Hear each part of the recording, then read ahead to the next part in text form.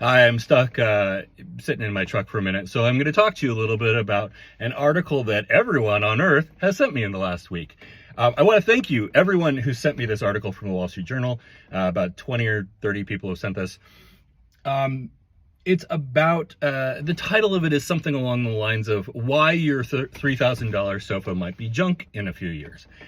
And I'm happy to see this covered, but it's also, if you've been following along, not new information to you. I get frustrated in the world of furniture because I'm a car guy, right? When you go out to buy a car, there's places to get great information, reviews, you can research reliability, you can learn everything about how a car is built, where it's built, how it compares and contrasts with other manufacturers' products. That information is out there, and there should be information out there because this is a significant purchase. It's a major financial decision, and you don't want to do something dumb. Well, furniture is also a significant financial decision, and in contrast to the world of cars, the world of furniture is relatively opaque in revealing information to you. It's hard to know how things are built, what you should actually be looking for, who's building it, what level of quality and reliability to expect out of it, etc., etc., etc. That's because they really do not want you to know this information, and frankly, most of the people that are out there selling furniture don't know anything either. So getting a straight answer is tough. That said, the examples that the Wall Street Journal uses in their article to talk about the furniture that people are having issues with, they fall into the category of brands that, like, you should know better. Like, it doesn't take, you do not have to be a detective to discover that these are kind of trash brands. I mean, come on. One example that's included, they lead off with, is a Joybird sofa somebody purchased, and they were disappointed with the quality of it. Well, Joybird, I'm sorry, but look, they build attractive pieces, pretty colors, a lot of pink. Where do they get that from?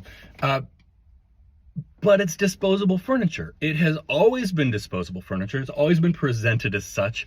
It's pretty obvious. I mean, they're building stuff out of plywood and cardboard.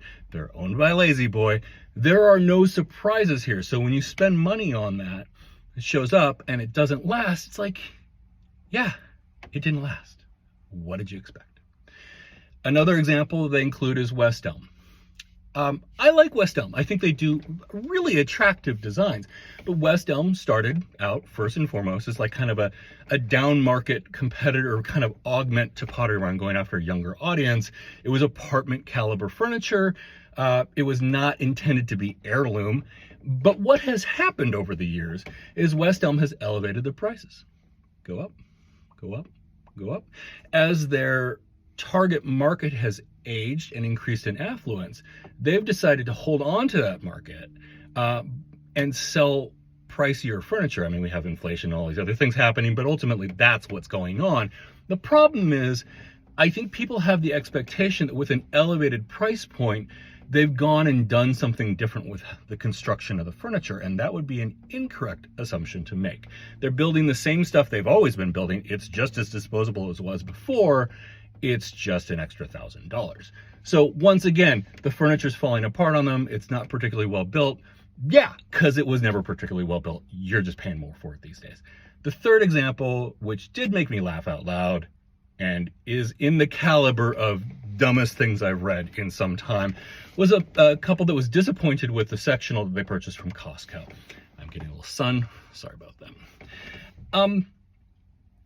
I don't know how to say this kindly. If you are going to a warehouse and you are buying a piece of furniture at a significant price point, and down the aisle you can buy a 3-gallon tub of green olives, you deserve what you're getting. That's insanity. Go to a place that, I don't know, somewhere in the building there's somebody that knows something about furniture.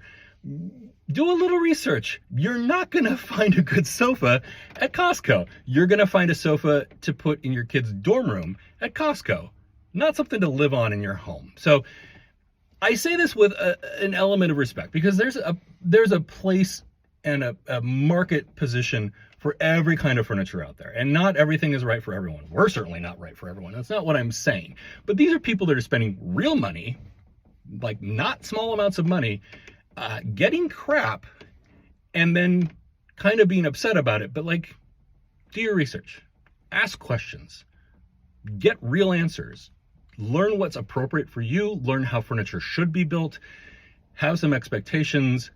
If they can't tell you, don't buy it. If you don't know who's building the furniture for them, don't buy it. If they have no track record whatsoever or anything like that, don't buy it. It's not that hard to avoid the worst possible decisions. It's still hard to make a good decision because there's a lot of research you got to do, but like the worst decisions are pretty easy to avoid. Thanks for the Wall Street Journal article, everyone. I appreciate it. It made me laugh. Hopefully none of you are making that same sort of mistake.